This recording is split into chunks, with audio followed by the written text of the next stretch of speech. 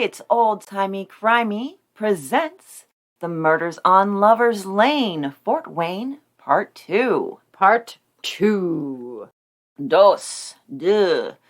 Other languages, words for two that I don't know. Duel. Sure. That's Korean. Oh, there you go. Okay. All right. We are, we know a lot of things. Well, here's the thing I know. I was going to tell our audience that the term serial killer maybe wasn't invented yet. It definitely wasn't in the common vernacular yet in 1925, the time period that we're working with. Back then it was oatmeal. Yes. Whenever somebody killed multiple people, you called them an oatmeal. We're going to get that oatmeal. It's the last thing we do. I really wish that was the case and they just circle through breakfast foods. Yeah, absolutely. Can we move on to waffles? A popular breakfast food, I'm not sure if it was in 1925, but in some eras, was postums. So we're going to put an all points bulletin out for postums. But yes, the common story about the term serial killer is that it didn't enter the common vernacular until the late 1970s. Robert K. Ressler, an FBI agent, is generally credited with its creation. But it may have actually come about earlier, closer to the time period we're looking at, and just not really caught on, so to speak. For example, the vampire of Dusseldorf, who we've talked about on our main podcast, Old-Timey Crimey, Peter Curtin, was arrested 4 to 5 years after the murders that we're talking about. He was in Germany. This is in America, obviously. And there are arguments that Ernst August Gnat used the term Syrian murder when writing about Curtin in the 1930 publication Die Dusseldorfer Sexualverbrechen.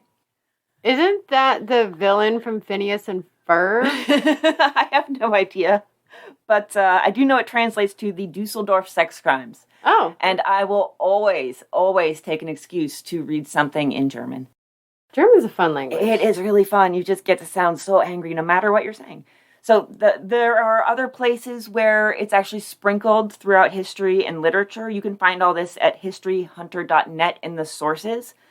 But this kind of, it gives, I think, a possible explanation for maybe one reason why so much fear pervades this case, as we're going to see today. The lack of any real name to put to the phenomenon once it really got started. Yeah, well, and back then swear words were out too, so... Oh, no, they swore. Not in the papers. Not in the papers so much, but in real life they swore. They didn't even say, actual names for things in the paper. They would not say that you had diarrhea. They just wouldn't speak of it. Or they would say a stomach ailment. Yes, we're very vague. We're euphemistic. And we talked about that essentially in regards to, criminal assault, in the first episode, ravage, yes. different euphemisms for sexual assault and such. So yes, it's definitely looking into the past and digging into crimes of the past. There's a certain amount of decoding you have to do, reading between the lines and such, and almost sometimes translating, like you're reading another language, even though you're reading what should be plain English. So a quick recap. After the gunshot murders of Katherine Herbers and Howard Fisher on a lonely road in Fort Wayne, Indiana in May 1925, the police have 3 theories they're working with. Murder-suicide, which is discarded pretty quickly. Robbery, which they cling to like a jealous lover. A subset of the robbery theory is the bicycle bandit, whose name is pretty self-explanatory. Yep. Yeah. And then theory number 3, an actual jealous lover who they think maybe murdered the couple in a fit of passion, their jealousy aimed at one or the other of the couple, but probably a man who was in love with Katherine. And the police waffle back and forth on that one. They're not terribly consistent. Now, Detectives Kavanaugh and Junk are our main crime fighters here, or attempted crime fighters. They have the .38 caliber gun used in the murders, but they can't find its owner. They have burglary reports in the area, reports of a bandit on a bicycle. They also have the last person to see the unfortunate couple alive, who just so happens to be kind of sort of law enforcement. Special Deputy, Sheriff's Deputy William Richter, he's acting real shady, which we'll get into. When we last left him, he had taken a suspicious vehicle to his garage just after having had the death car, as they put it, that Katherine and Howard were killed in, taken to his garage and washed before more evidence could be obtained from it. Oh, I thought you said power wash. Oopsie. Oh, and also, I have intense personal issues with the Fort Wayne newspaper of the day, the News Sentinel. But in this episode, I'm going to rise above that. Okay. I'm going to see the good in my nemesis. I will shower them with lukewarm compliments. So, eventually. Okay. I don't believe you, but we'll see. No, you shouldn't ever believe me. And if you haven't realized it yet, listeners, this is part 2 of a 2-parter. If you haven't listened to part 1, you should do that. That would probably help those confused feelings you are experiencing. Or keep going with this if you like those confused feelings. I'm not one to judge, so unless you're a newspaper in Fort Wayne in the 1920s. And then Judgy McJuggerson. Oh, damn right. So, we're going to start out talking about the various persons of interest that started popping up in the days following the murders. And we're going to start, of course, with William Richter. He is by far the most compelling of these persons of interest, given all the different points of involvement he has. He already has the fact that he's the last person to have seen them alive. He shooed them away from the abandoned schoolhouse, basically right to the spot where they were murdered, and the car ended up at his garage where it was cleaned.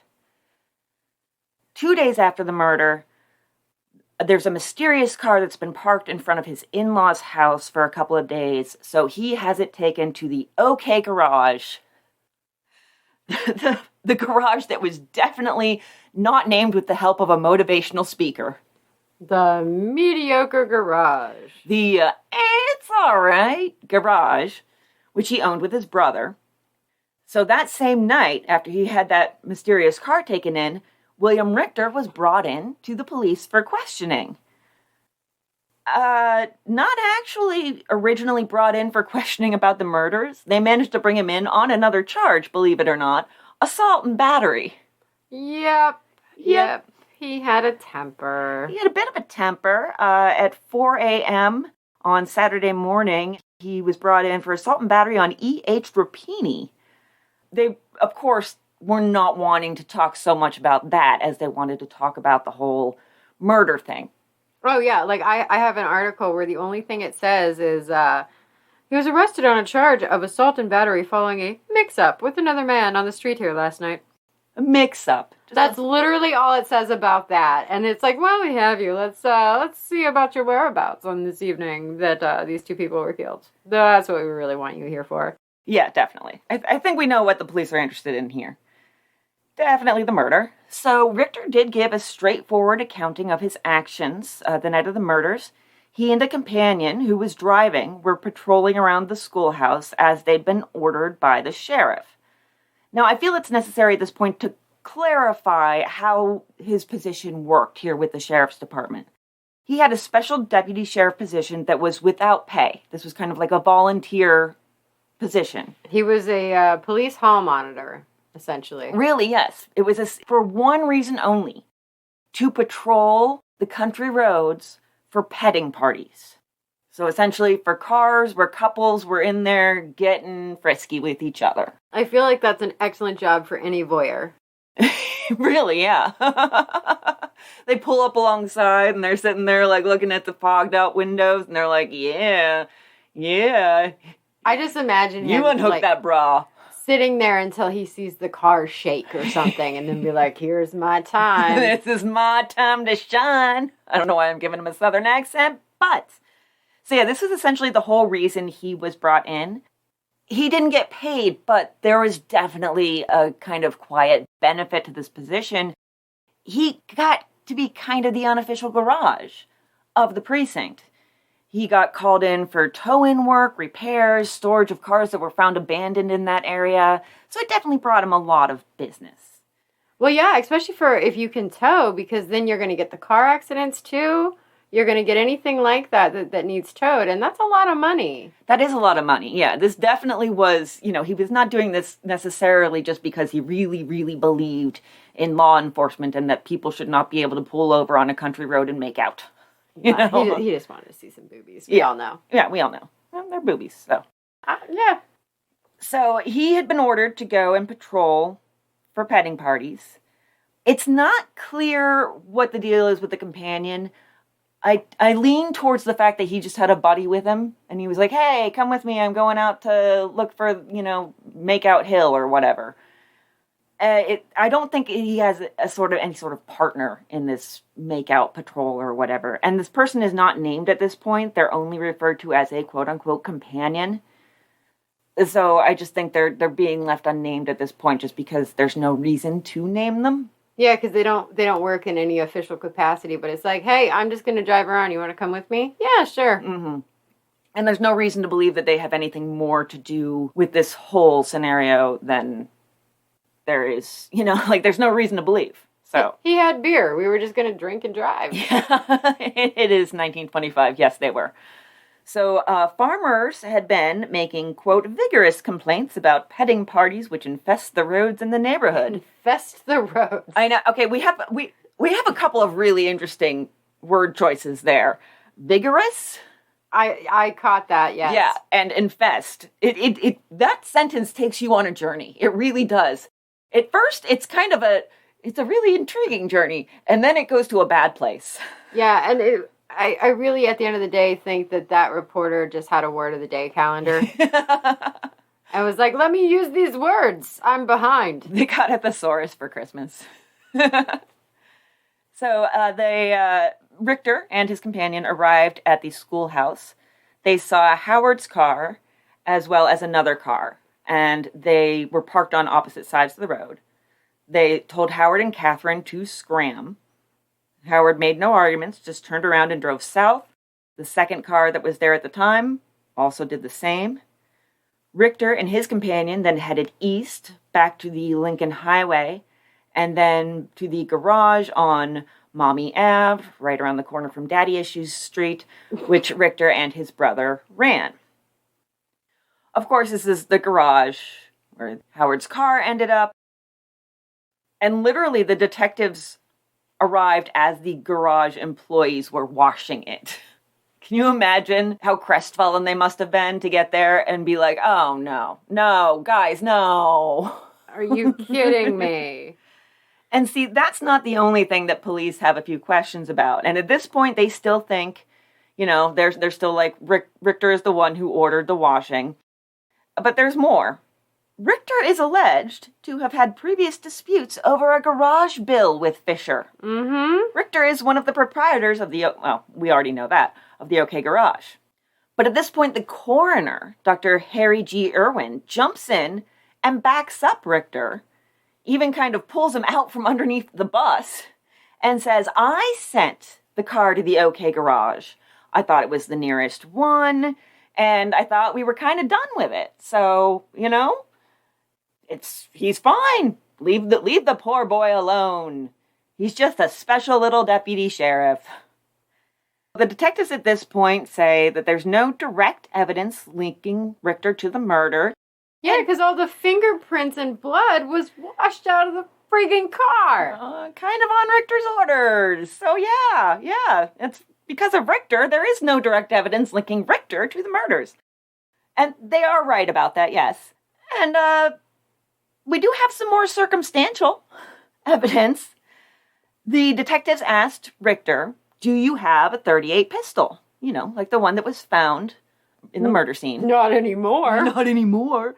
And he says no, because apparently not a single person in Fort Wayne, possibly all of Indiana, nay, the entire Midwest, owns a .38 caliber pistol, because every single person they've asked has said no. But here, okay, before my lukewarm compliments come in, I have to rant a little bit. Okay, they have to earn my lukewarm compliments with a rant, because the excruciatingly tolerable Fort Wayne News Sentinel did this to me.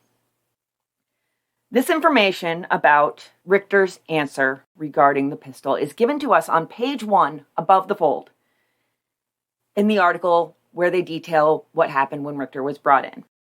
It's around paragraph 10.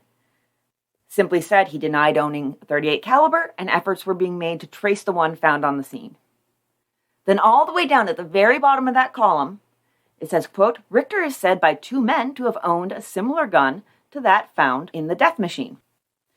Okay, wait a second. That's really intriguing information, but there's nothing more about that. I really like calling the car the death machine. Oh, I know. Death Machine is fantastic. Why there aren't like a million death metal bands named that is beyond me. So then there's a whole column more.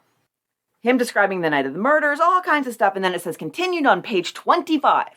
So we flip 24 freaking pages to the business and markets page, and you're thinking, okay, so there's probably no more details about those 2 men who said that he owned a similar gun. Important detail like that, they would have elaborated when they first brought it up, right? And yet, 3 paragraphs from the end of the entire article, which is probably 50-ish paragraphs, if not more. And I quote, motorcycle police Vashon and Burton today declared the gun found in the car corresponded to a gun they had seen in the OK garage and owned by Richter. Oh, they have names. Oh, and they're policemen. And you're telling us now on page 25, right next to the freaking Toledo hog market receipts? Hogs, market, 20 cents higher. Heavies, $12.50 at $12.75. Mediums, $12.35 at $12.90. Yorkers, $13 at $13.10. Jesus Christ, are you serious? That is journalistic freaking malpractice. And bad writing, too. Damn it. Damn it. Okay, all right. I need to breathe a little bit. Did I pop any blood vessels in my eyes? No, they're starting to go down. Are there any veins pulsing in my head? Okay, all right. This is a smaller thing, but I did notice that the newspaper listed the address of just about everyone mentioned in the article, including the assault and battery victim, but they didn't list the addresses of Richter or those 2 motorcycle police.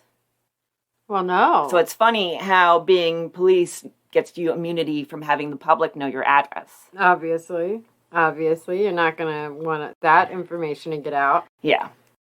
All right, let me wrap up the Richter stuff here. Wrap on Richter. The abandoned car situation that he had sent to his garage had been stolen from Chicago on May 6th. They wouldn't know whether it could have been involved in the murders until they determined the hour of the theft, and they never really brought it up again, so it seems like it must not have been involved. Regarding the assault and battery charges, they had Richter arraigned on those. He was out on $50 bail. The trial was set for the following week, and just to close the book on that, the story is Richter had told Rapini to turn his headlights on. I guess Rapini didn't. Richter hit him in the face because committing assault while in the line of duty is just what we do. That's just police work. That's just police work, especially when you're a freaking volunteer who's just supposed to be telling people not to make out. And the trial happens, Rapini backs down and is like, it was totally someone else. And Richter is, of course, let go. The captain of detectives put out an appeal to the occupants of the second car asking them to come forward. Interestingly, said, hey, if you do this, we won't tell anyone who you are, and we won't mention whatever information you give as to Richter's attitude that night. He's very specific about that. Doesn't just say, we won't release any information you tell us. Unfortunately, they don't have much to say, so that'll keep until later because there's going to be an inquest, and we'll talk about them at the inquest. Same with the companion. He talks at the inquest, but again, what he says, not explosive. It'll keep.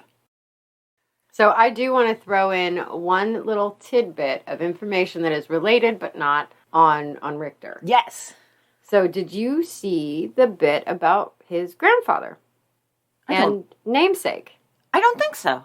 His grandfather, also William Richter, apparently was struck by a car on March of that year. Oh. And he had a fractured skull and a fractured right arm. And he did eventually pass on March 31st. Maybe a catalyst for some action in May. Interesting. So our William Richter is listed in William Richter Sr., but not Senior, because so it was the old William Richter, his son Harry, and then our William Richter, the grandson. But it also lists that his brothers, he had one half-sister and two half-brothers. So it was not a full-blood brother that helped run the garage. Oh, okay. It was a half-brother. Okay. Interesting. Which I found in the Senior Richter's obit. But yeah, so I just thought that was really interesting that it was like right around the same time. Mm-hmm. That's just a couple months before the murders, yeah. A couple months before the murders, something happens. Your grandfather dies after getting hit by a car. I also have something that is not related, but just kind of mentioned in the papers, and it just kind of got the little hamster that lives in my brain started running on his wheel. And such great hamsters. It's a fabulous hamster. Where's a little tiara? So there were some comments mentioned in articles that people thought men would go out to Lover's Lane disguised as deputies and extort couples under the guise of a fine. You know, you're not supposed to be out here. The fine's $100 or whatever. I could make a whole theory out of that being an actual deputy and a companion, maybe also a cop, maybe not, donning uniforms and doing that, in their town. Maybe a coroner even? Maybe a coroner even. Then it goes bad because one of them has, a bad history with one of the robbery targets or is recognized. I know you. I know you're not a deputy. I'm going to tell the real police what you're doing. Yeah, what the hell do you think you're doing? I know there's no fine. What are you talking about? Things get a little scary after that. There's a close call, so they decide to keep up the game and move it out of town, out of state even. But, you can just ignore me. It's just the ravings of someone with too much time on her hands and a really active hamster in her head. So, that's all I'm saying. Just that hamster. If you're going to sue anyone, sue Louisa the hamster. I had to come up with that name real spur of the moment. I'm gonna regret it later. I'm just saying, I'm gonna come up with something better later. So, all right. So 5 days after the murder, May 12th, to their credit, the egregiously agreeable Fort Wayne News Sentinel offers a $500 reward and a gold medal to anyone offering information leading to the arrest and conviction of the slayer. I think this might actually be the first time we've had a gold medal actually brought up. Like, I've seen them give a gold medal as a reward, but I've never actually heard it as part of the reward. Usually they're like... We'll give you a gold medal. Yeah, usually they just count on the money to be the enticement. Meanwhile, the headline right next to that announcement tells us some really kind of conflicting news. There's a banner headline that shouts that police, quote, may arrest slayer soon. But then there's a smaller subhead that kind of mutters about a new suspect and two other men being exonerated. So, sounds like maybe an investigation's not going as well as one might hope. The police do admit in that article that maybe they kind of overreacted with the whole bicycle bandit thing. They did find some footprints and a scrap of tire in a wheat field near the murder scene, so they're just going to run that clue down until they can't run anymore because they feel like they have to get it out of the way before they can move on. They've got some pretty severe tunnel vision here. Yeah, you got to beat that horse to death. Really, really. And again, I'm almost certain those tracks were not made the night of the Fisher-Herbers murder. I'm pretty certain they were made the previous night when there was another incident in that area. And trust me, we're going to come back to the bicycle bandit bullshit, but it's ongoing while other things develop, sort of simmers in the background. It does seem to always be in the police's head, as we're going to see pretty soon here, because they're always trying to connect other persons of interest to this bicycle bandit idea. So let's talk about another person of interest, Harry, alternately Stone or Stoner. I went with Stoner because it's funner. It is more fun. It is more fun. So Harry Buck Stoner, as he was sometimes known, 45 of Elkhart, Indiana. Now that's about 70 miles from Fort Wayne. It's not even in the same county. He was arrested a couple days after and questioned for several hours. How this came about is the county coroner called the detectives and the county prosecuting attorney and told them, and also someone told reporters, someone to go to Elkhart and bring Stoner into custody. Monday night, on apparent good evidence, officers with newspapermen rushed to Elkhart, where Harry Buck Stoner, aged 45, was taken into custody for questioning. He was grilled for 1 hour and a half, but a checkup of his story proved his apparent innocence. So they thought Stoner had been in Fort Wayne the night of the murders. But he had a pretty good alibi. He'd been traveling around looking for work, was in Ligonier, Indiana that night, and then rode his bike the 40 miles to Fort Wayne the next day to inquire about jobs. That is a hell of a bike ride. There's a lot of bike riding. There's people must have had some well-developed calves, let me tell you. Calves that looked like they had a nice big juicy orange in them. And also another side note, for those that don't know, we live in Pennsylvania, and it would seem I'm not casting blame here, Indiana. I'm just saying you have a lot of town names that we also have. We were here first. I was just going to say that. She stole what I was going to say. You stole our town names and she stole my words. People keep on taking my shit. I'm just saying, if we could all stop that, it'd be great. But anyhow, so about Harry Stoner. Is he maybe not the best citizen? Maybe. Yeah, I have a little blurb about him. It doesn't paint him in the best light. And just a note about this blurb and some of the wording in newspaper articles for any new listeners, or if you haven't listened to much, historical and true crime stuff that delves into the old-timey newspapers, yeah, they talk differently. They said things in a way that we don't say them, and we kind of just roll with it because, at least we get to feel better than them because we don't talk that way anymore. I don't know. Sure. So, I had a whole much more highfalutin explanation written up there, but I decided, Don't be highfalutin today. Nah, not highfalutin. Stoner, Elkhart police officers say, rides his bicycle around the roads about the city nightly and has caused many complaints. Not normal mentally, he has been accused of attempting to steal a horse and with petty thievery.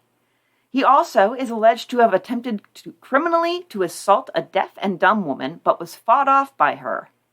He was never prosecuted on any of the charges. Stoner is 6 feet 2 inches in height and has extraordinary strength. Yeah, not strong enough to hold off a woman. He has been known to pick up the front end of a Ford and walk around bearing the weight. Maybe she was just really good at fighting, got a good shot in, That knee she had a nice bony knee. Oh. Could be. Good on her. Yeah, right? I was like reading that and just like mentally cheering her on. Right. And I understand the horse. I mean, if you're riding 60 miles on a bike, I understand stealing a horse. Oh, I get the horse. Absolutely, yeah. So it seems like it was just that someone saw him on his bike the day after the murder, maybe knew his track record or had heard of his reputation, or an exaggeration thereof. We all know how small towns are, and made an assumption. But he convinced the authorities he had no knowledge of the double killing and he hadn't even been anywhere near there, and they pretty much let him go. All right, so next person of interest is not so much a person of interest, just it kind of shows you sort of how the police are just tromping around like elephants, just kind of destroying everything in their wake. So there's this guy, Stanley Pecora, and he lives about 400 feet from the crime scene. His wife has just had an operation. And it seems like when the police come to ask him questions, maybe they're a bit too belligerent about it or something, or they just spook him somehow, and he just runs for it. It does seem like the police were a little too quick on the trigger. The newspaper puts it like this: fleeing from his home and ignoring shots from detectives. Ignoring shots? Yes! How rude of him. He ignored their gunshots. How uncouth. How dare he? Next thing you know, he won't send them a thank you note. Yes, so he left the city. They didn't actually think he was connected to the murder. They thought he was trying to elude liquor charges. They just wanted to ask him some questions. He did show up a few days later and come to the police station. He said, I was just scared because I did buy a few gallons of alcohol for my wife to use after an operation. Remember, it's 1925, so we're in Prohibition. And I just want to tell everybody I had 2 whole operations last fall and 0 ounces of liquor purchased for me. And Mrs. Pecora gets 2 whole gallons? Well, in fairness, they also probably realize it's not the best for healing. Silly them. All right, and then, of course, we have another nickname, because why not? C.J. Slim Hart. So he had been a boarder at the Herbers' house, and apparently he used to, quote-unquote, annoy Katherine. There's another one of those euphemisms we talked about. Harass, which even that can be a euphemism of its own, because it's an umbrella that covers a wide range of behaviors. Annoy can be anything from sexually harass to stalk to sexually assault. It could be, he's living in her house. Could be anything from he watches me sleep to he felt me up in the hallway to he left a daguerreotype on my pillow. There's any number of things. Depending on the audience and the speaker, if you've got somebody who's really, really not the type to say anything blatant, it could even be like rape, yeah. So all 3 Herbers girls were said to be afraid of Hart while he lived there. He also came home drunk several times, which to our audience probably doesn't sound like that big of a deal, but remember, these are young girls. Their father died when they were young. They're probably not exposed to very much. And this is just a strange man coming home drunk. Well, and also think, too, so they don't have a father figure, and then they have a scary drunk man in their house. Who's going to protect them? Because, that's traditionally, especially in the 20s, that's the father's job. Mm-hmm. So they probably feel like they're flapping in the wind a little bit as far as safety goes. Yes, and we don't know what kind of drunk he was. Everybody knows there's different kinds of drunks. There's the happy drunk. There's the, giggly drunk. There's the funny drunk. There's the violent drunk. There's the touchy-feely drunks. There's the touchy-feely drunks. I hate the touchy-feely drunks. You and I have experienced a touchy-feely drunk before. It was not fun. No, it was not fun. No. We've been there. We don't like that. So, yeah, it's very much a precarious situation and a difficult one, especially in that age where women are just kind of expected to, just shut up and deal. Yeah. You can't even defend yourself against it. You can't talk back. You can't just leave the room. You'll be thought rude. I hate it. Why, old-timey times? Why must you be like this? Well, you know what? They could just call you dumb as long as you are allowed to kick them in the balls. I'd be fine with that. That would work. Yeah, that would work. So, back to Slim Hart. So, regardless of what he did or didn't do, he was banished from the house in April, according to Mrs. Herbers.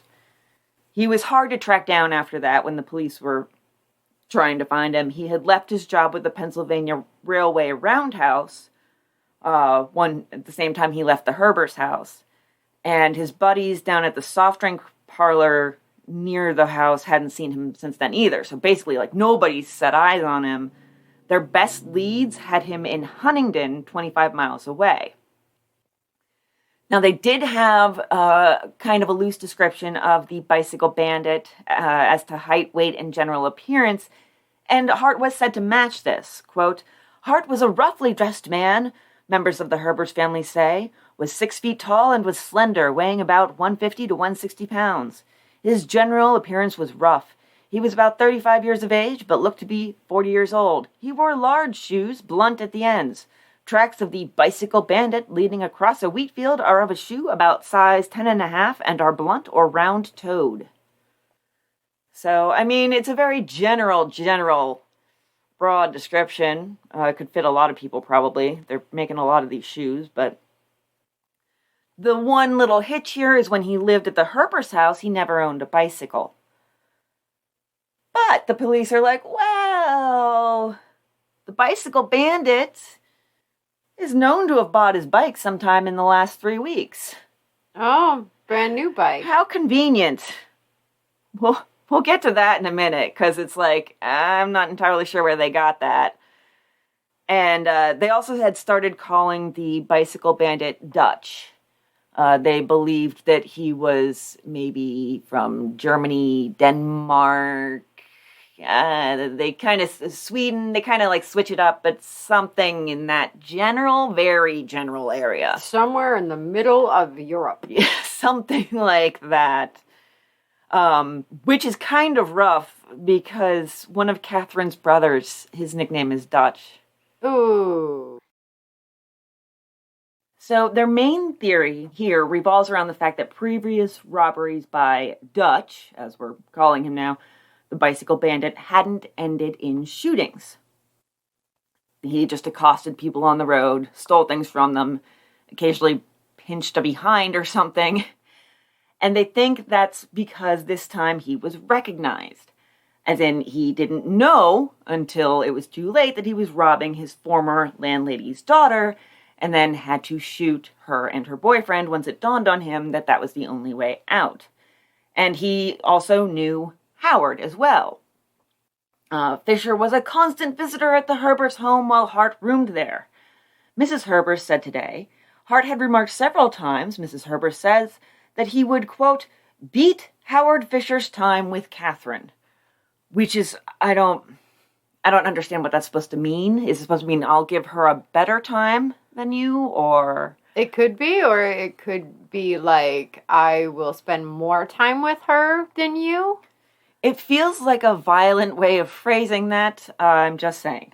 It does. I completely agree. I don't like that.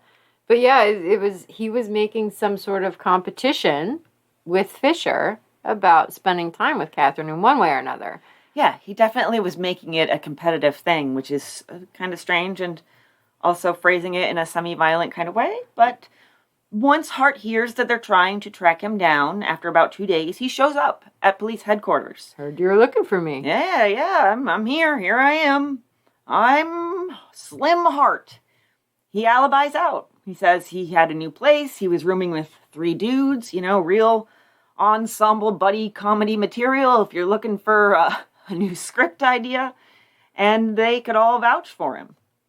And as for the whole quote-unquote annoying Katherine, he said, well, all I did was, one time I was drinking and I came home and I went into the girl's bedroom and I shook Katherine and I told her it's time to get up.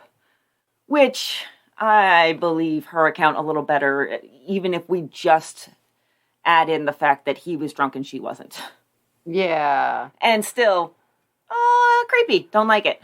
Yeah, and like, how did you shake her? Did you shake her with your hands? Did you lay on top of her and try to shake her with your pelvis? Yeah, where did you grab her? Where was this shaking occurring? Was it her shoulder? Was it her boob? Was it her hip? Yeah, like, what were you shaking, and with what part of your body were you shaking? Did you motorboat her? Because that could be considered shaking. That could be considered shaking, yes, absolutely. Yeah, I definitely believe her. He said he'd never been jealous or paid her undue attention. That sounds false. Again, I believe Mrs. Herbers in this case, because she kicked him out. Yeah. And she wouldn't just kick out a paying boarder for no reason. She was protecting her children. So they also look at his signature. Now, they do that because they had found a piece of paper with some handwriting on it at a shack where they suspected Dutch had been living. Okay? I was going to ask you about the handwriting. I'm like, was there a note in the car? Like, what? Huh? So he had rented this shack, kind of like stable. It was just like an outbuilding on a property just outside Fort Wayne on East Pontiac Street Extended. It's about half a mile from the murder scene. For about 3 weeks prior to the murders, this man was, who we're calling Dutch, was unemployed, slept during the day, went out at night. The landlord was named William Lambert. He said this tenant, Dutch, had a brother near Fort Wayne who was a farmer. And Dutch would show up to his landlord with chickens, saying, hey, my brother gave me his chickens, and I'm just going to use these to pay my rent. We'd give him 2.5 chickens per week. I don't know how we go about this, but okay. At a rate of $1 per chicken. I'm hoping that he paid bi-weekly. Because otherwise, how creepy. Here are your 2 live chickens and 1 half chicken. And also, like, how was it a half chicken? It's going to be the half goat thing all over again. You're going to be surprised that the chicken thing actually gets creepier. Oh, good. Yes. I know you're excited. I'm excited for you. So this tenant Dutch had bought a new bike 2.5 weeks before the murders. How many chickens did that cost? Like 7.36. So is that like 7 and a large chicken thigh? Yes, absolutely. So, now the thing about that is, I'm assuming, the newspaper didn't say, but I'm assuming they got that information from William Lambert. And I think they're just attaching that to anyone who comes along who is a person of interest. They're like, well, if they don't have a bike, that's not a problem because our guy bought a bike 3 weeks ago. So he just has a new bike, so we can assume it's anybody who happens to come along. I think you broke my brain because I am still stuck on paying rent with chickens. I'm sorry. I know. I understand. It is definitely a revolutionary concept. I'm trying to decide if I would like that. Well, I have ducks, and I do not want to pay rent in ducks. And I don't pay. I have a mortgage. I'm just going to send some feathers with my mortgage payment tomorrow and see what happens. But, like, would I rent out my basement apartment for farm animals? Actually, that does sound like kind of that could work, yeah. I might. Right. I very well might. Like a goat to do the yard work for me. I don't have to mow the grass. All right, well, you figure that out. Okay, I'm sorry. And the thing that really brought this to William Lambert's attention that made him contact the police was it turned out that a few hours after the murders were discovered, Dutch abandoned the shack and all of his clothing and his food supply and then just skedaddled. The bodies were found at 6 a.m. I'm sorry, I said after the murders. It was 5 a.m. when he left. The bodies were found at 6 a.m. So shortly before. So it was technically after the murders, you're correct, but it was before they found out. Yes, exactly. Yeah, it was between the murders and the murders being discovered. Yes. So Dutch had gone to Lambert and said, hey, I'm going for a new job. I gotta get out of here quick. He seemed in a hurry and he was wearing overalls. I'm all out of chickens. Bye. And so investigators came and checked out the shack and they found some burned clothing and part of a purse that had been burned. Ooh. The footprints that were at the shack matched the footprints around the wheat field next to the murder scene that we've discussed. The probably weren't made during the murder footprints. Which, he lived half a mile away. He didn't have a car. He had a bike. But the burned clothes and the burned purse. There is some... It gets weirder. I just want to let you know that you're not really prepared for the weirdness. Yeah, because I actually don't know anything about this. This is all new to me. This was very... let me tell you, again, thank you to our patrons for supporting us, because getting the subscription to the Fort Wayne News Sentinel made their 1925 reporters luxuriate in hell, was really a game changer for this entire story. What was going to be maybe a 30-minute bonus episode turned into this two-parter that is still going on right now. Absolutely. So, I use their regularnewspapers.com subscription. Thank you, Chris Garcia. And Christy used this awful newspaper that I did not want to mess with. And she has so much that I do not have, never heard about in the regular newspapers, even like local-ish newspapers. Mm-hmm.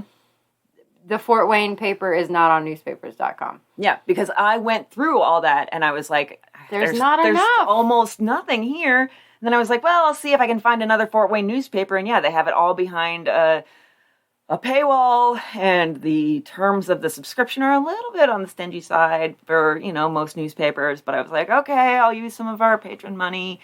And yeah, it's a wealth of information. It's just not presented in a very efficient manner, we'll just say. And Amber had enough of my complaining and was like, I'm not even trying it. Well, so not only that, though, it is a stingier subscription. Yeah. And so I didn't want to cost us articles that you had already found. Yeah. There was that risk of kind of overlapping each other and ending up, kind of wasting. Yeah, so I am useless for most of this. You are not I apologize. useless. I will provide color commentary and think about farm animals. You do a very, very good job at the color commentary and the farm animals.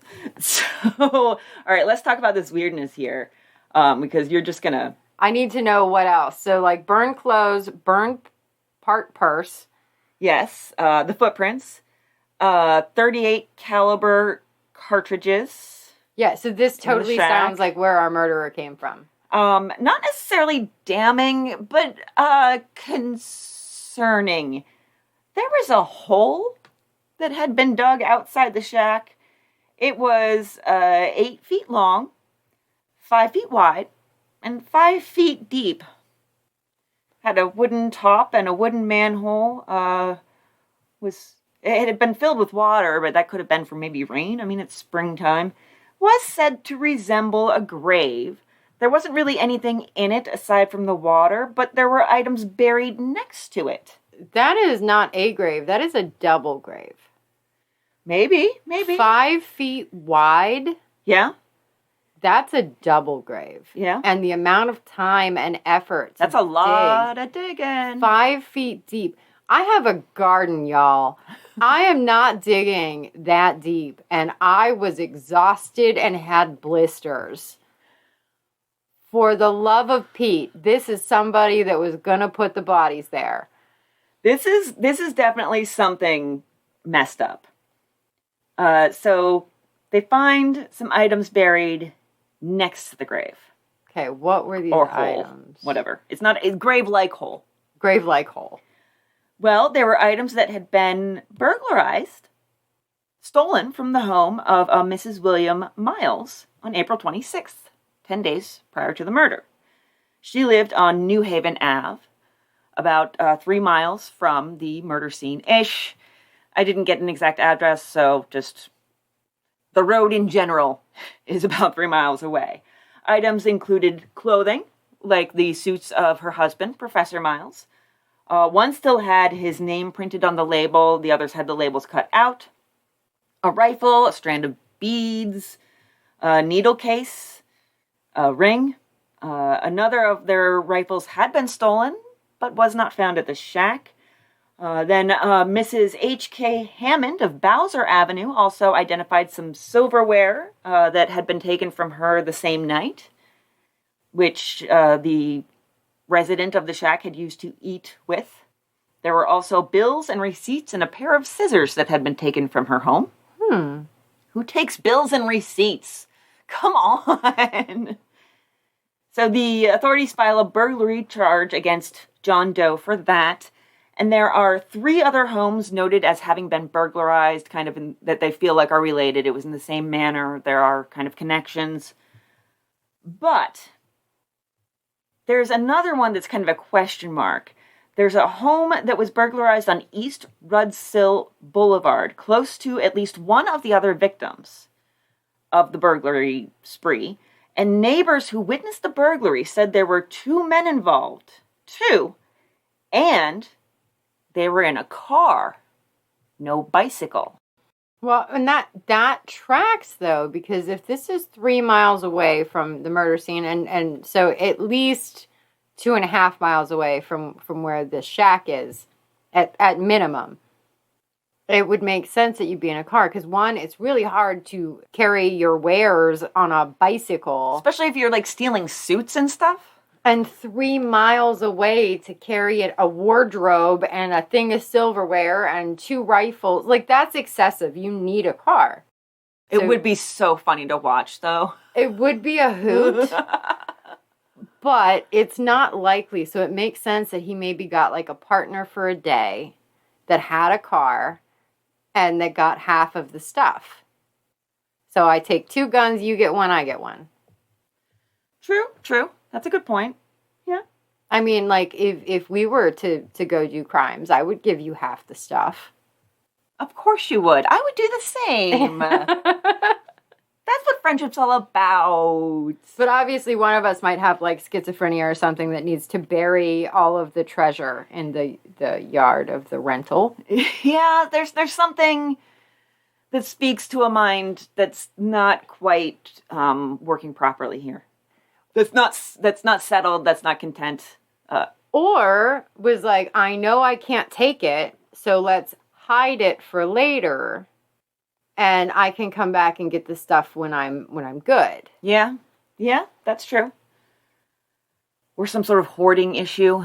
Could be. Something, yeah. And underground hoarders. All right, TLC, get on it. Yeah. And I'm just going to read this next bit straight from the paper. I have no idea what to do with it, both from a narrative and a grammatical perspective, really. God. Okay. So when it says the man, it's talking about Dutch / the resident of the shack. The man told Mr. Lambert, from whom he rented the shack, that he desired to raise chickens and was given a small plot of ground for his chicken yard. Unable to eaten a chicken at one time, he tore it to pieces alive when he did corner it. Does anybody have any questions about why I dislike that newspaper? Questions? I don't think anyone has any question about why you dislike it, because what? So I'm trying to get past the grammatical errors, but it's really hard to understand the sentence. So he tried to corner a chicken. He tried to eaten a chicken, unless that's another word. Cater a chicken? Nope. It's rough print. It's rough to read. So he tried to do something to a chicken, could not do it, got mad, cornered the chicken, and then ripped it apart with his bare hands. And then when they were looking through all the things that were stolen there, they found the chicken parts on top of the Hammond's missing belongings. Interesting. Weird. Yeah, I don't know where to go with that. That seems like somebody that has definitely some mental issues now. Something, yeah. Like, exactly. At first, I'm like, maybe it's just a normal run-of-the-mill sociopath that likes pirate stories. And now I'm like, no, I don't know what's happening anymore. Yeah, everything's getting a little off kilter and hard to read here. But Dutch has really become the central focus of this investigation at this point. There's just a flurry of activity.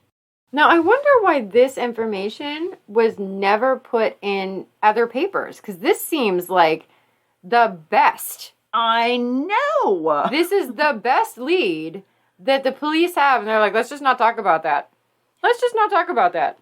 Yeah, right? They don't mention hardly any of this. It was really, the Fort Wayne News Sentinel, I will give them credit for being an absolute treasure trove of information. But it blows my mind. The burn clothes. There's blood on your clothes because you shot a gun and the splashback. Like, that makes sense. The purse, because I'm pretty sure that there was an article that said that her purse was missing. None of either of their belongings. Nothing from their car, their belongings, was found at the shack. But if there's half of a purse... It's not her purse. Oh, it's not her purse. It's not her purse. Oh, it could have been from the burglaries then. Okay. But still, the burnt clothes could be blood evidence. Could be, yeah. It would make sense. Why else would you burn clothes? He also burns some of the clothes that he steals. Oh. Yeah. All right. Maybe it's just a problem. It's just a... But still, the grave... I think the problem here is we're dealing with a mind where we can't explain a lot of what they do. and we have an urge to explain. That's true, because you know what? So, like, let me get out of my own brain and hop into somebody else's here. So, if we like to steal things and bury them, maybe the next thing he was going to steal was a horse. So maybe it wasn't a grave. Maybe he just planned on stealing a horse and was going to put it in the hole. Because that's what we do. We steal things and we bury them. More evidence for Buck Stoner. There you go. He wanted to steal a horse. Stoner. So yeah, they're all about Dutch, and they get a tip about a guy who's been seen in Warsaw, Indiana, on a bicycle. And he met the description of Dutch and seemed to be doing what he could to elude police. He was sleeping rough. He was taking side streets. I don't know what this means, but I'm going to read you a line from the newspaper, and then we're going to move on with our lives. The man took a wooden leg from the barn in which he slept. And we're moving on with our lives. So, nope, we're moving on. Maybe it is about pirates. What? Okay, all right, moving on, I guess. So the detectives and the sheriff and the prosecuting attorney, who, by the way, his name is Samuel Jackson, and probably reporters, because the reporters are in on everything, are on their way to Warsaw, which is about 40 miles away. I swear, they go on so many trips. These guys are all just in it for, like, the buddy trips, the bro trip. I mean, yeah, I can see that. They just want a road trip. I mean, yeah, it's the best. Good tunes, good snacks, good friends. Maybe you'll catch a murderer. Maybe you won't. But you know what you will catch? Herpes. Maybe you'll catch herpes. Maybe you won't. You'll catch some good vibes, though. Oh, okay. Maybe the real murderer was the friends you made along the way. Yeah. So, and we're scrolling and finding. Okay, so, yeah, Dutch has become the central focus. They actually make up cards with descriptions of the bicycle bandit to distribute to the public. And I'm like, okay, thank you, because you've barely had any description of any value in the newspapers. Oh, I bet this is going to be great. Yes, here we go. Age 45 to 50, light brown, sandy or dirty blonde hair, slightly bow-legged, height about 5 feet 7 inches or 5 feet 8 inches, prominent nose of the Grecian type, gray cat-like eyes, good teeth, smokes but does not chew, wrinkles in face, ruddy rugged complexion, which was shaped in the top box, wore a cap and also a Stetson hat style, dresses in overalls, but also had a dark suit. Speaks in a soft, low tone of voice and uses some German expressions. He smoked a briar pipe. His hair was not thick, but was generally uncombed and appeared bushy. He walks with a quick, springy tread. He wears a number 10 shoe of the round toe type. He is fond of milk. It's just the weirdest damn thing to put in a description. He is fond of milk. He is fond of milk, but then there's also, like, there's so many questions that I have. So he has blonde or a various shade of blonde or brown hair. Yeah. He is of average height. He has wrinkles, which is why they assume he's 45 to 50. He is bow-legged and yet walks with a springy step. Which those two things don't go together in my head. You're really good at picking these apart. It's like a talent you have. Yeah, being judgmental. I'm so good at it. Judgy McJuggerson. You've been out drinking with me. You know how I operate. But like, how can you be bow-legged and springy? Yeah, that's a good question. Those things don't go together. I don't know. I have issues with this description. Other than he likes milk, because I enjoy that a lot. That is hilarious. I really hope that if I were to commit a crime and be on the run someday, there would be a description of me, and at the very end of it, it would say, she is fond of cheese. Just make sure of that, Amber. Okay? I will do my best. You tell those policemen when they ask you about me, you make sure that you and everybody else, you really, really, really emphasize my fondness for cheese. Well, you know what? I think that we should actually do that, though. So if you think about our age group, right? most of us are like undiagnosed, unmedicated ADHD. Yeah. And that means that most of us have a dopamine food. We have a food that is our go-to when we're stressed, that we will always find a way to get back to. Yours is cheese. Mine is currently nachos. And so, like, if you're ever looking for me, you should say, she will order the nachos. She's very fond of nachos. And they're going to find me in the middle of the night at a grocery store with, like, the melty cheese and a bag of Tostitos. Like,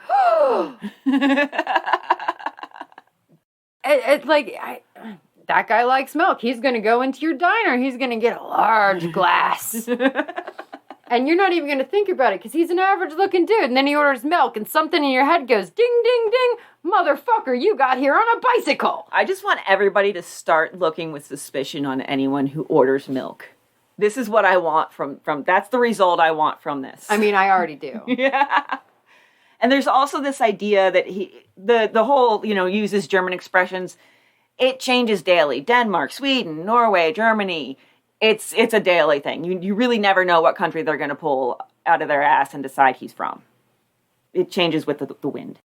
I will give them this. The police have gotten in contact with authorities, other authorities in the state and the surrounding states. Basically, they kind of have put out like a be on the lookout, That's ahead of their time as far as actually communicating with other agencies. That's amazing. I feel like there was really a missed opportunity to call him like the milkman or something. Oh, that would have been brilliant. And now this I am impressed by, I have to say. It takes a lot to actually impress me, but in 1925, they actually finally, after like 6 or 7 days, sent appeals to radio stations to put out information with the description of Dutch and say, hey, be on the lookout for this guy. They should have been doing it days ago, yes, but, they didn't have really a great description before. And use of communication and broadcasting services, we see that more in the future, but that's pretty revolutionary for the time, I have to say. You didn't see a lot of that at that point. They take the gun to a local store and they display it there for anybody to come and look at. That's the gun that was found at the murder scene. The sheriff actually believes that a gunsmith may have rebuilt it at some point. The parts seem to be a mix of nickel and blue steel, and the handle doesn't really look like it was part of the original weapon. And at this point in the newspapers, we are 9 days out from this murder. And this is the first time I'm reading about initials scratched in the gun. Kind of mad about that. I'm still mad about that. Yeah. And it's just casually dropped yet again in the continuation of the article on the business page. It's not even mentioned in the part that's on page 1. The initials, which we do not get, did not match the name found on a card in the shack, which is where we also got that handwriting that they tried to match earlier. We do get the name found on a card in the shack, though. Fred Rowe. R-O-W-E. Okay. The card was from the Western Gas Construction Company plant, where apparently Dutch had worked for 10 days when he was employed. He had torn that card to bits. Police had reconstructed it. It was also known that while Dutch had lived at the shack, he had gone to 3 other places to apply for jobs. He'd been accepted, and then just no-showed at each of them. So again, a little bit of a weirdness, having that initiative to go out, apply for jobs, get them, and just be like, you know what, I'm not feeling it. I don't like the vibes. There's this weird sense as they're kind of moving forward with the Dutch thing of like hope, but also complete futility. It's really weird, the sense that you get. This from the newspaper. Detectives working on the case are investigating the whereabouts of all degenerates known in northern Indiana. Many of the out-of-town trips of the investigators during the last few days have been for the sole purpose of checking on suspects. Some of the trips proving entirely valueless. Well, unless you count the value of bonding. That the murder may go down in police records as one of the city's unsolved mysteries was admitted by detectives today. However, with the description they have of the bicycle bandit, they hope for his ultimate apprehension. The county votes to add $1,000 to the reward fund, with an additional $100,000 appropriated for investigation expenses, especially for trips outside the county. Road trip funds! Snack quality is going to go way up. Like, no more generic chips from banal convenience store across from OK Garage. Nope, now it's time for the fancy stuff. Fancy stuff. We're getting name brand now.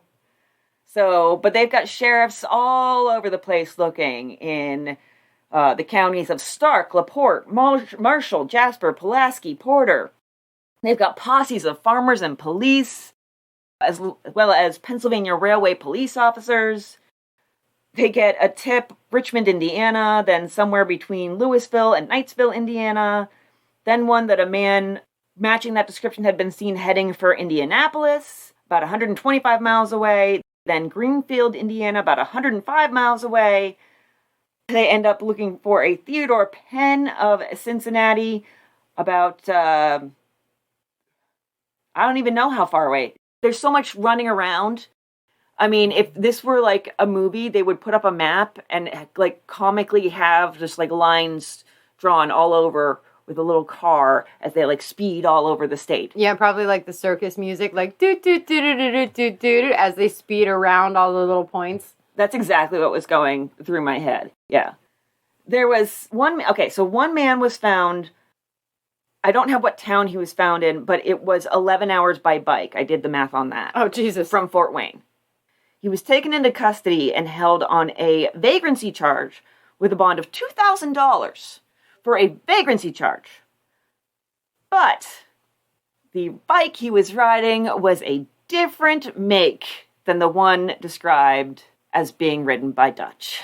Okay, so not him. Yeah, just a big fat waste of time. They just used this excuse to pick up guys left and right on vagrancy charges. You know, a guy might match the description, but not have a bicycle. A guy might match the description, but have the wrong bicycle. The sheriff makes a trip to Ohio because a cyclist was seen crouched next to his bicycle by the side of the road near Antwerp, which is only 24 miles, so, like, not a big deal. But can we just have a little bit of self-awareness? Just a soupçon, please. Nope. Quote, the cyclist was found and proved to be the son of a farmer who was frightened while en route home from a neighbor's house. Probably frightened by someone who thought he was a killer because of all this hubbub.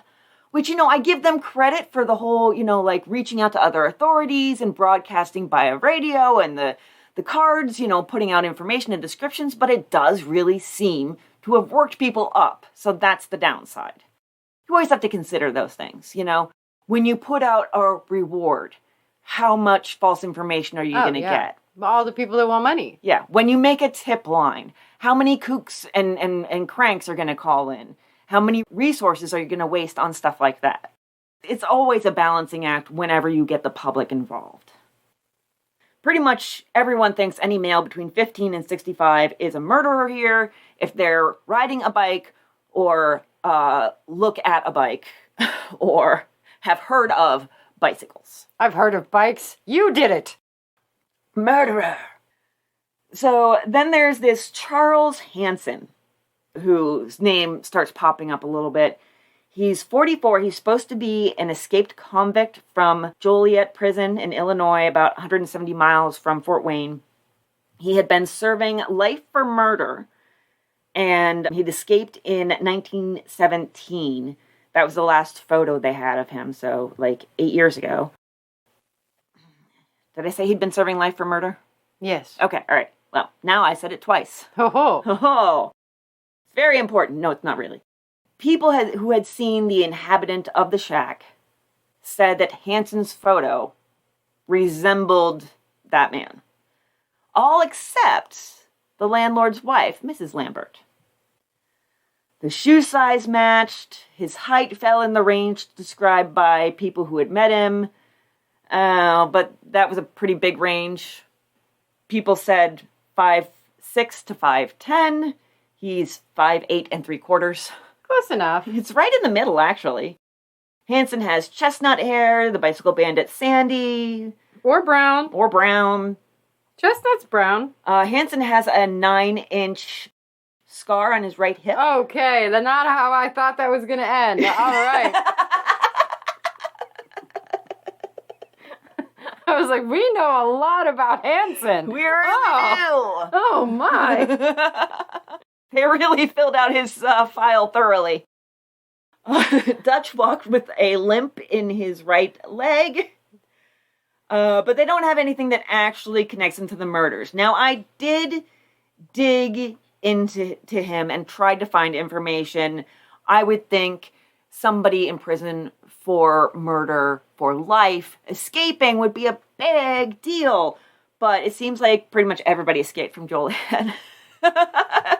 It was the Warren County Jail of its day. I was just thinking that. We had, I don't know if you might have seen in the news, there was an escaped convict running around in Pennsylvania, and that was from my hometown. He got out with bed sheets. Bed sheets, yes.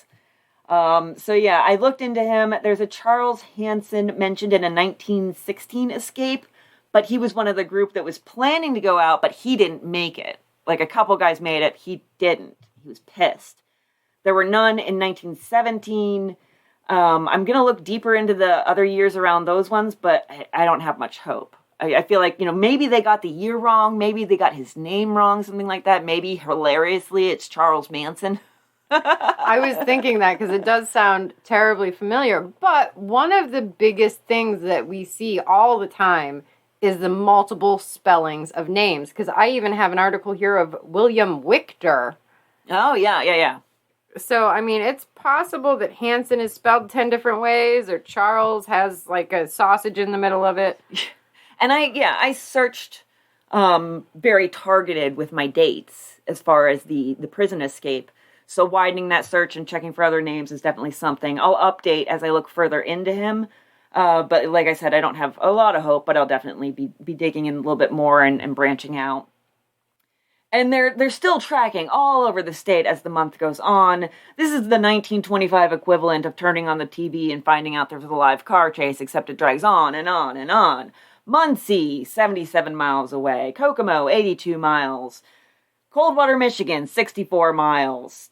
10 days after the murder, we learn that 5 men have been taken into custody and released in just 3 days. 3 weeks after the murder, more than 30 men have been held on suspicion and released in various Midwestern towns. 30 men! Wow. This is ridiculous. They frequently bring Lambert along on these buddy road trips to identify the guy. And of course, Lambert's a big old nope every time. I love, again, I'm turning this into a film in my head. What a great montage that would be. They show up, he goes to the jail cell and he crosses his arms and he just goes, shakes his head, nope, every time, and they all just deflate. Some sort of playful but not corny background music. So, interestingly, this really perked not my ears up, but my eyes, because I was reading it. One of Lambert's neighbors, Martha Bailey, says she did see a man digging behind the shack a few days before the murders. But she thought it was Russell Lambert, William Lambert's son, who had lived in the shack for several previous summers. She was sure when she saw someone digging back there that Russell was back. Oh, interesting. That is very strange, but aside from her, none of the neighbors saw anyone around the shack. Investigators tried to figure out, where was he buying food? How was he surviving? But no shopkeeper in the area seemed to have sold him anything.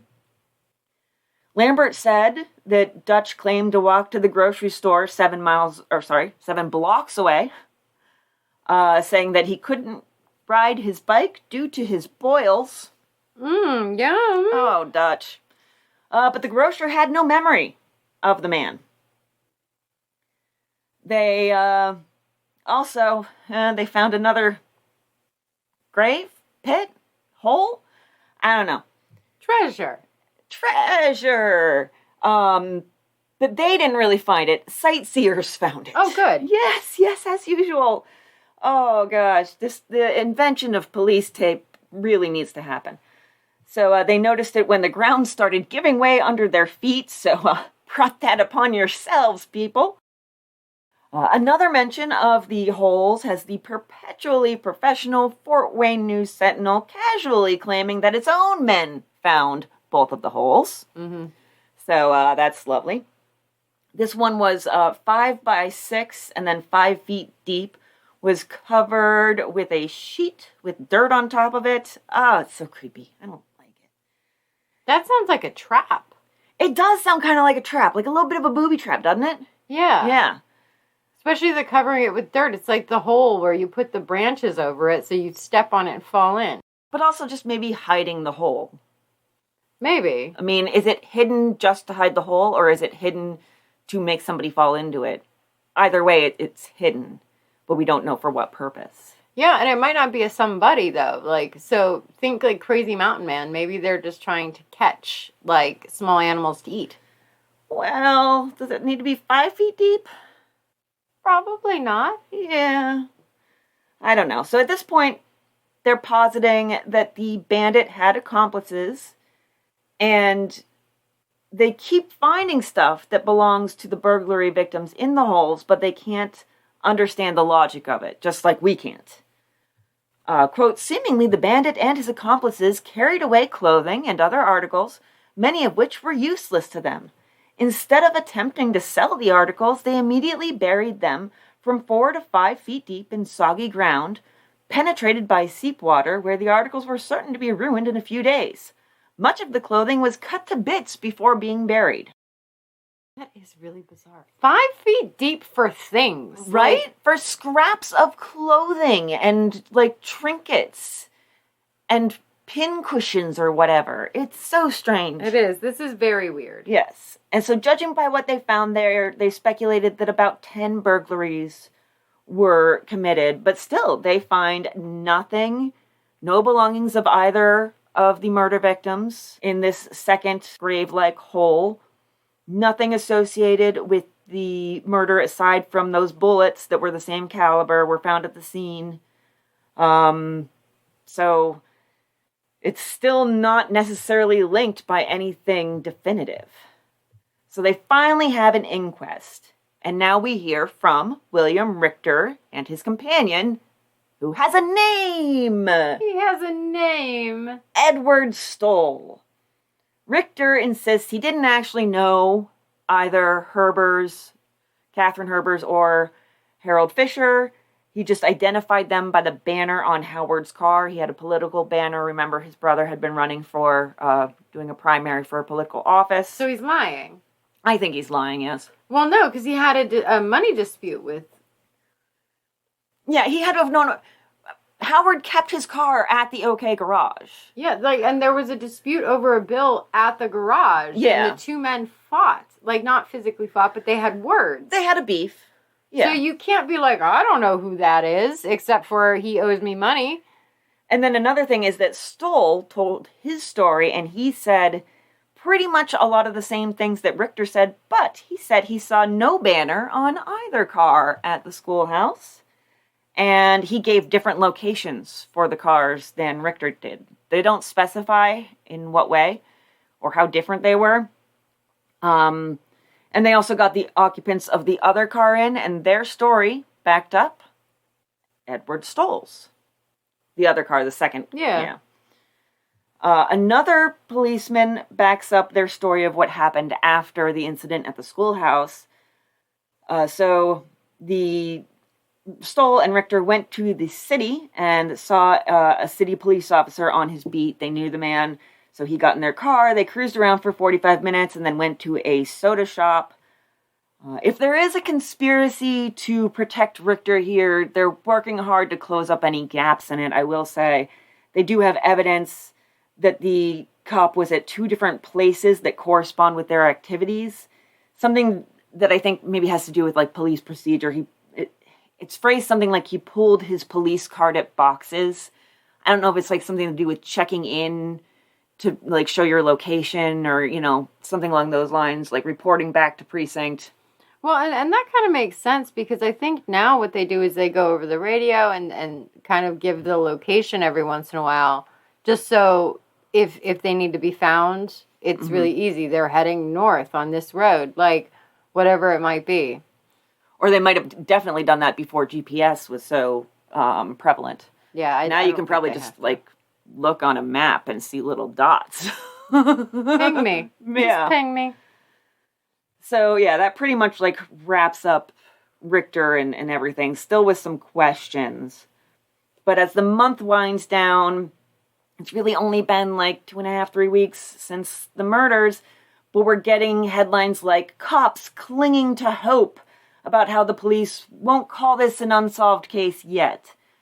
Articles about how Dutch has all but disappeared, how there are so many wild rumors the police have tracked down that have ultimately come to nothing.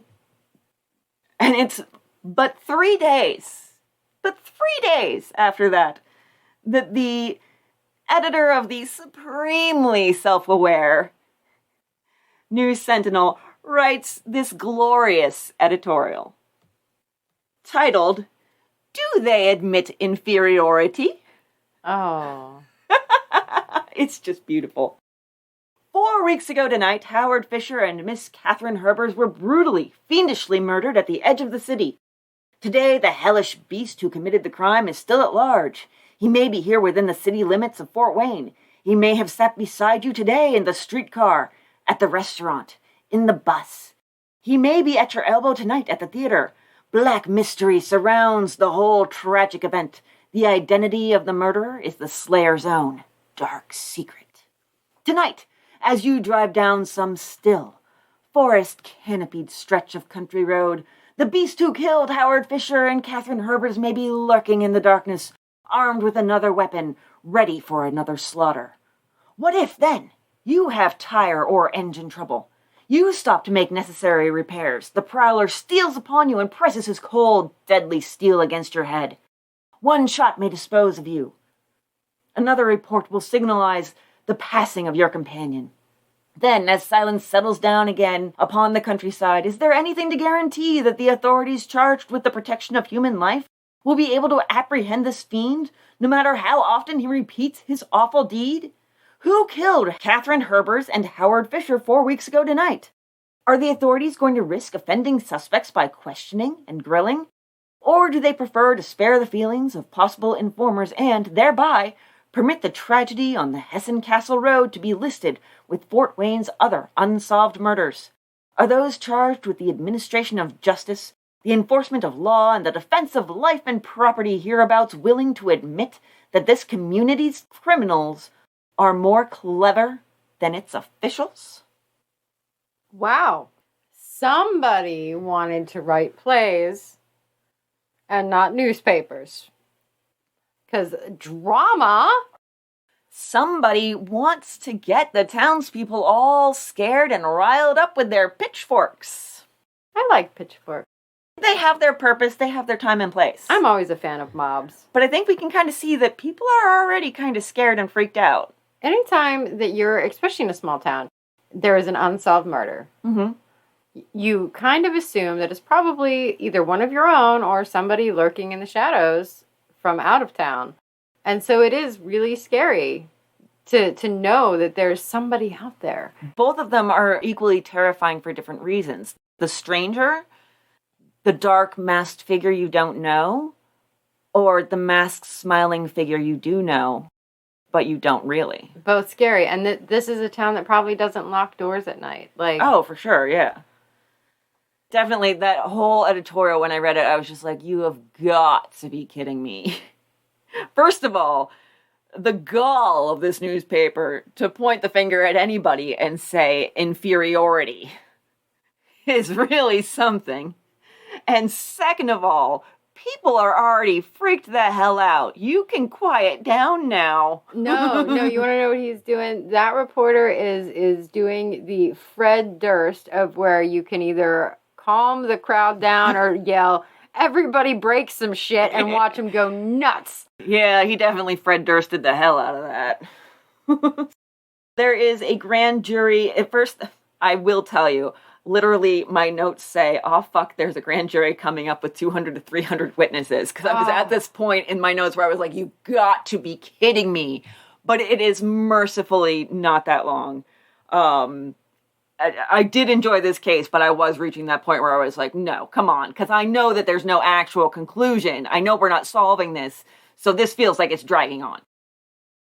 They're supposedly trying to get an indictment against Dutch, or John Doe, which would in theory alleviate rumors that the police were shielding someone who had a direct connection with the murder and would stop people talking shit in general. Quote, it is indicated that persons whose tongues have been wagging freely as they voice their pet theories about the murder and purport to have gained some confidential and startling information will be called to the grand jury to tell what they know, or what they think they know, and how they got it. Which doesn't really sound like the purpose of a grand jury, to have people come up and just tell all the rumors that they heard. I don't think that's what we're supposed to be doing here. No, that's what they do in offices, not courtrooms. Yeah, but speaking of offices, there's going to be some newspaper men missing from the surpassingly principled News Sentinel offices because they've been so involved in the case that they have to come down and testify at the grand jury. Lovely. You know that you've done a great job as a journalist when you're involved enough in a case that you have to testify at the frickin' grand jury. That's great. That's great. We saw you in one of the holes. Mm-hmm. Yes, I was there. It is indeed 5 feet deep because I am 5'6". You went on 17 road trips with the prosecuting attorney and the detectives. I was there for the snacks. I was there for the snacks. Somebody paid me half a chicken. It is very heartening that every article about the grand jury mentions the judge, like, kind of almost tapping his watch in an old-timey way. They say, unless tangible evidence of guilt develops, the session should not be prolonged. He basically is saying, stop wasting my time, please. We all know this is a big fat waste of time. So, they basically say that no indictment was returned by the grand jury against the alleged bicycle bandit is a cheerful reassurance of this community's continued common sense, regardless of the status of its would-be Sherlock's so-called intelligence. Comes from the newspaper after it's announced that there's no indictment. Even though the newspaper itself had said the previous day that an indictment was likely. They're hilarious. They actually do, when I'm not pissed off at them, crack me up. This way, that way, this way, that way. And just as the grand jury is winding down and about to decline to pass any indictment, something happens about 190 miles northwest of Fort Wayne, in Bloomingdale Township, Illinois. A town that is now lost, but back then was called Cloverdale. Something happened in this small town that was strikingly similar to what had happened in Fort Wayne, so similar that phones were ringing off their old-timey hooks in Fort Wayne and Bloomingdale Township police departments as they exchanged details. A young man and a young woman went for a ride on a lovely June evening, and then they pulled over on a lonely back road. Someone crept up to the car, and we'll see you in 2 weeks. Just kidding. I have a little bit more to wrap up. Ha ha ha. In the interest of how details change and shift over time, and something to keep in mind once we get out of 1925 and speed forward to 1930, where we're going to talk about some similar murders that happened then. They harken back to talk about the 1925 murders. And they mention the bicycle bandit. They mention Dutch. So it's really interesting to see how they look back on him 5 years later. Totally different. A shabbily dressed youth with marked feminine mannerisms. So very different already. Yes. Who took up residence in an empty shack in the hills outside of Fort Wayne. They say possibly the old schoolhouse. So somehow that gets brought into it. Quote, it was noted that he never shaved and had noticeably small hands and feet. Which is not the size 10 round toe. Yes. So that is just something to keep in mind, and it's a very, very kind of soft, quiet hint towards some of the interesting stuff that's going to pop up once we get to the 1930 set of murders. Yeah, well, and I also kind of feel like that's one of those, I'm going to recall it in my brain. I know it, so I'm not going to look it up. This is what I'm writing. And everyone reading it is like, that is not. Okay. I feel like the events of those days in 1930 colored either the memories or the writing of whoever was looking back to 1925. I feel like they had a reason or a motivation to characterize Dutch as they did. And then to wrap up as far as the families are concerned, the victims' families here, Howard's father, Peter, died in 1942 at age 73. Howard's brothers died 1 year apart in their 50s, and then in just a few more years, their mother, Mary, died. The whole family is buried together at Prairie Grove Cemetery in Fort Wayne. Katherine's family, by and large, made it into the 1990s, and they are also all buried in the same place, the Catholic Cemetery in Fort Wayne. I had some final thoughts, but let me see if any of them are actually pertinent or if they were just things that were on my mind as I was writing. Okay, well, while you are looking through that, I will go ahead and tell you a little bit more about William Richter. Okay. So in mid-August of 1925, he made the news again, and this time they did give his address. So this was in the town of Gary, I believe. There was an automobile accident in the neighborhood of 5th Avenue and Englewood.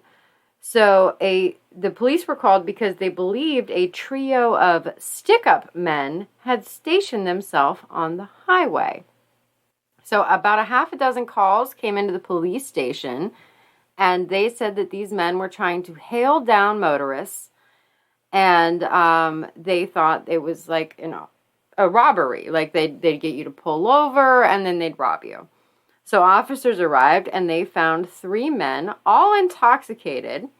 They gave their names as William Richter of 426 Connecticut Street, who was booked on a charge of driving an auto while drunk, Victor Anderson from 714 Broadway, and Wilbur Mason from 525 Delaware Street, all drunk.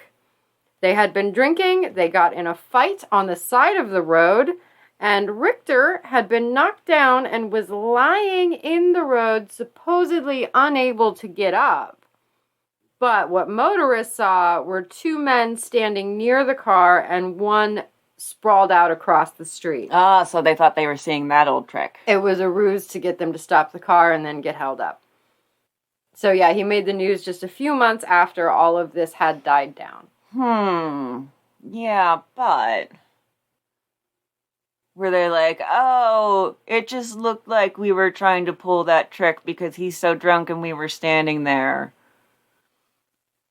That could be a cover story. It could be a cover. They were all intoxicated from what the police said, though. Well, they didn't have, blood alcohol tests or anything that I know of. That is true. You could have just dumped some hooch on yourself and then laid down in the street. I am most of the time such a weirdly trusting individual, and then I have moments of being, super suspicious. Like, ha! Everybody's up to something! I want to say that as soon as you said his address, because I've been so, detail-oriented in my obsession with these murders, I immediately was like, where's my map? Where's my map? I must put it in my map. I kind of can forgive the cops for taking so many road trips at the merest hint of a shadow, because by the end of this case, I was clipping articles that had even the tiniest bit of weirdness, the tiniest little bit. There was a 20-something-year-old young man who was caught prowling on a farm under the farmhouse. Ooh. I know, creepy. Is that where they kept their chickens? Maybe. I added it to the murder map just because. Just in case. Just in case. Yes, I have a murder map. I'll try to put a link. I'm falling way behind on social media stuff, but I'll try to put a link on the social media stuff. It's not too far off, though, because, if you're a vagrant, you can live under a house. That is true. That is true. It was definitely a weird thing. It's a good place to bury your treasure.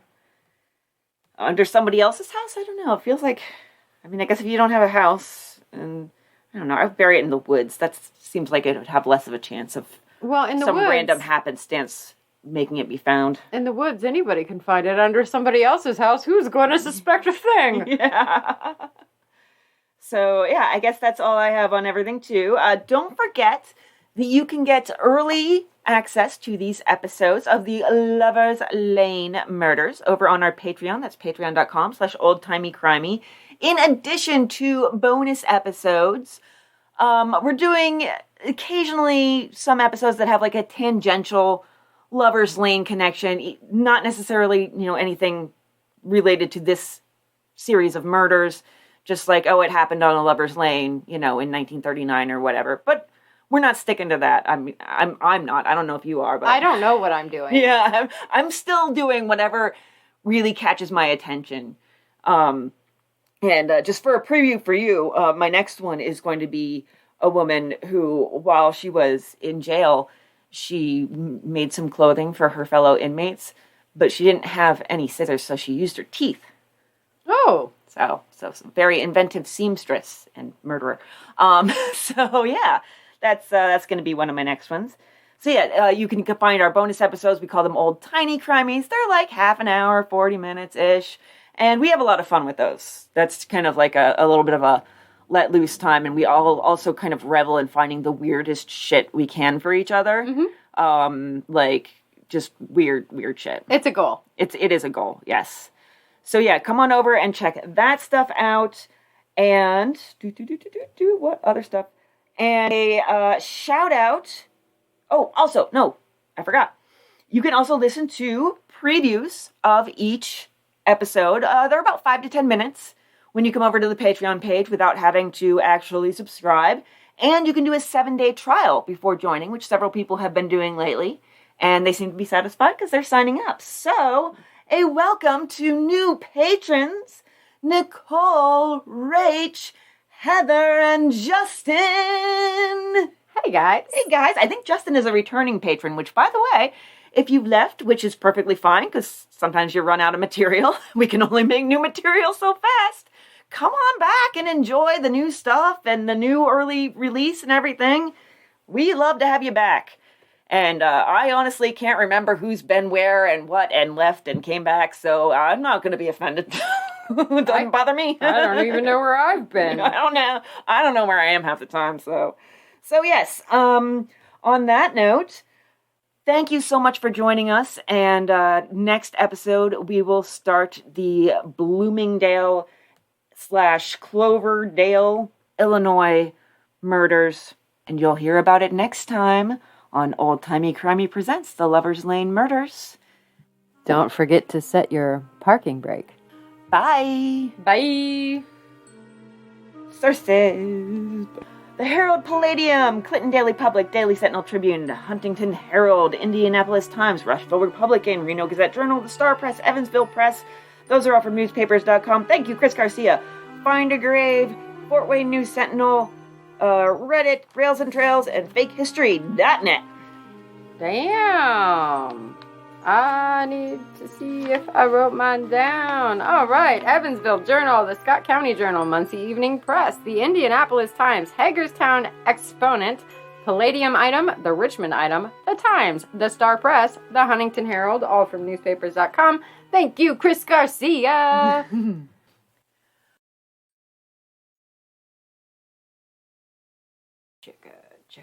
Check a sound check. Check. This is the sound of my voice. I don't know what I'm doing. Oh, I should actually talk normally because I was doing my my low, very metal low. We're white women rapping. This is really bad. Yeah. Literally as Barry Manilow as it goes. Oh, and then I just went lower. Yeah. The bar is in hell. The bar is in hell. Oh, end of the episode. Little blooper for the end.